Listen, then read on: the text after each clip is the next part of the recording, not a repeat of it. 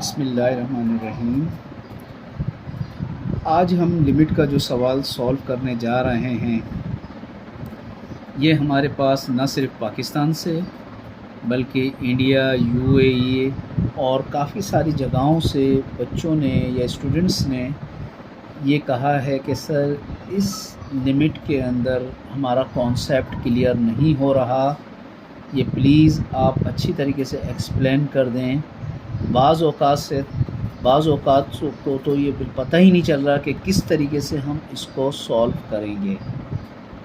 लिहाजा इसको सॉल्व करने के लिए हम क्या करते हैं कि ये जो हमारे पास लिमिट का सवाल है, इसको देखते हुए एक अंदाज़ा होता है कि अगर हम डायरेक्ट x की जगह पाई रखें तो ये नीचे हमारे पास पाई माइनस x की जगह पाई रखने से ज़ीरो आ जाएगा, और नीचे ज़ीरो आ जाए तो ये अनडिफाइन होगा या फिर इनडिटर्मिनेंट फॉर्म बनेगी।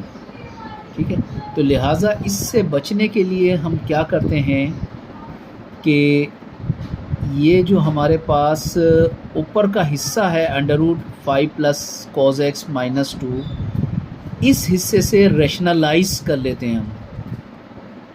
रैशनलाइज करने के लिए हमने ऊपर वाले हिस्से का कंजुगेट लिया, यानी √5 प्लस cos x, और ये बीच वाला साइन चेंज होके माइनस से प्लस बन गया 2, जिससे हमने ऊपर मल्टीप्लाई किया, नीचे इसी से डिवाइड करेंगे। तो यही रैशनलाइजेशन का मकसद है, या कंजुगेट से डिवाइड मल्टीप्लाई करने का मकसद है।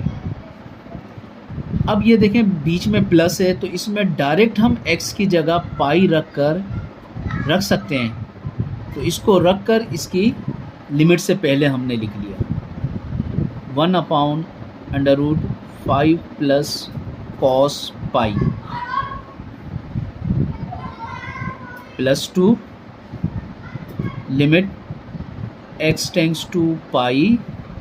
अब a माइनस बी और a प्लस बी, ये हम जानते हैं, बेसिक हमारे पास फार्मूला है कि ये होता है a² माइनस b² के इक्वल।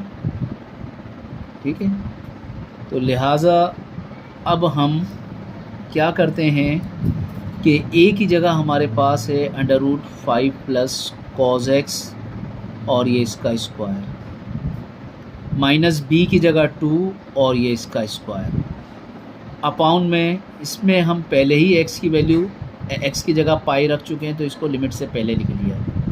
बाकी हमारे पास रह गया पाई माइनस x, इसमें अभी नहीं रखेंगे क्योंकि नीचे ज़ीरो आ जाएगा। 1/√5 प्लस cos पाई इक्वल होता है -1 के। ये आप कैलकुलेटर से भी मालूम कर सकते हैं और टेबल भी यूज़ करते हुए साइन cos का मालूम कर सकते हैं। लिमिट x टेंड्स टू पाई, ये स्क्वायर से स्क्वायर रूट ख़त्म होके 5 प्लस cos x बाहर आ गया, और -2 का स्क्वायर 4, और अपाउंड में हमारे पास पाई माइनस x। इसमें भी हम इस तरीके से करते हैं कि माइनस को कॉमन ले लेते हैं, माइनस को कॉमन लेकर ये x हमारे पाई जो प्लस का था ये माइनस का बन गया, और जो माइनस का x था वो प्लस का बन गया। ठीक है, और इस माइनस को शुरू में ले आते हैं,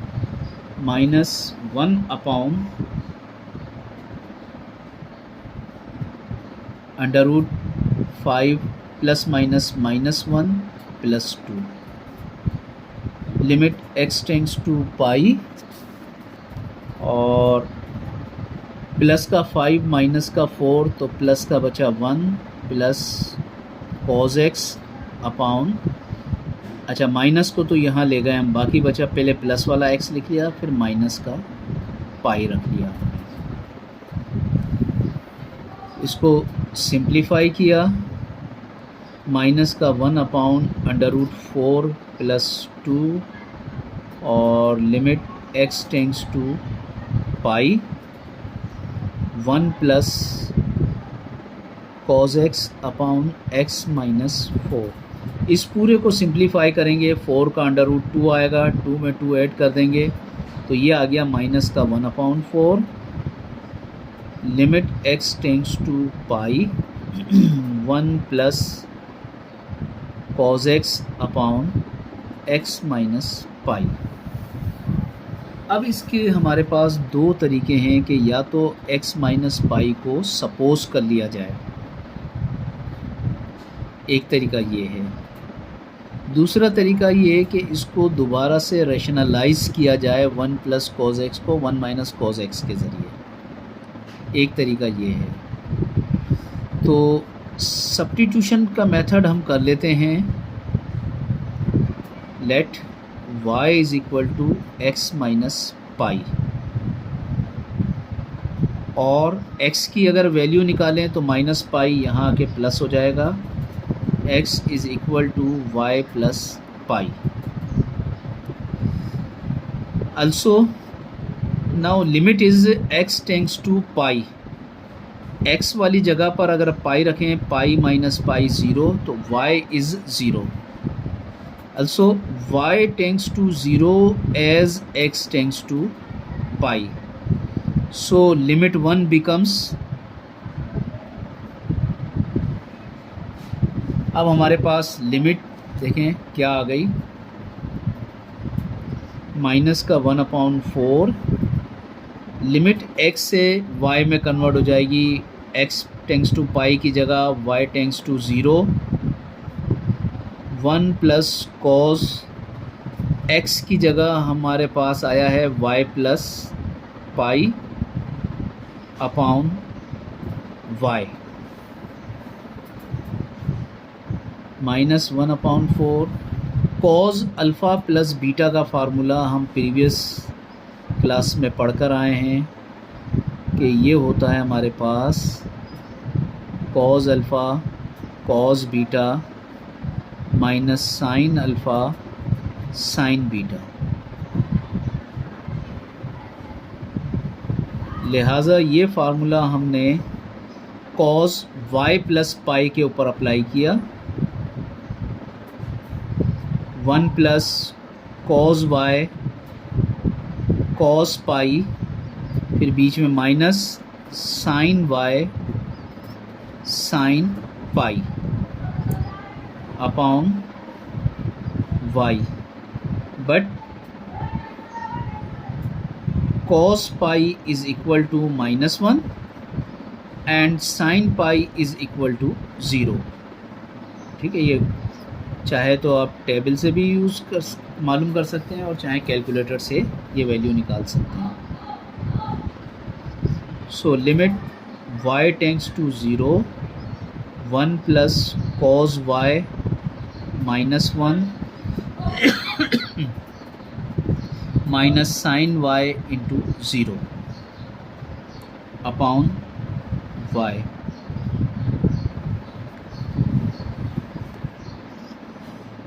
नाउ माइनस का 1/4 limit y tends to 0, 1 minus cos y, ये हिस्सा 0 हो गया अपॉन y, 0 से मल्टीप्लाई होकर 0 ख़त्म हो गया। अब हमारे पास आ गया माइनस का 1/4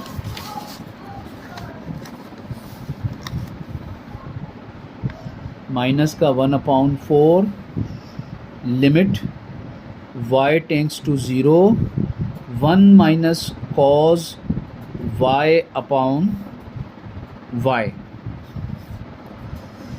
अच्छा, 1 माइनस cos y ये इक्वल होता है,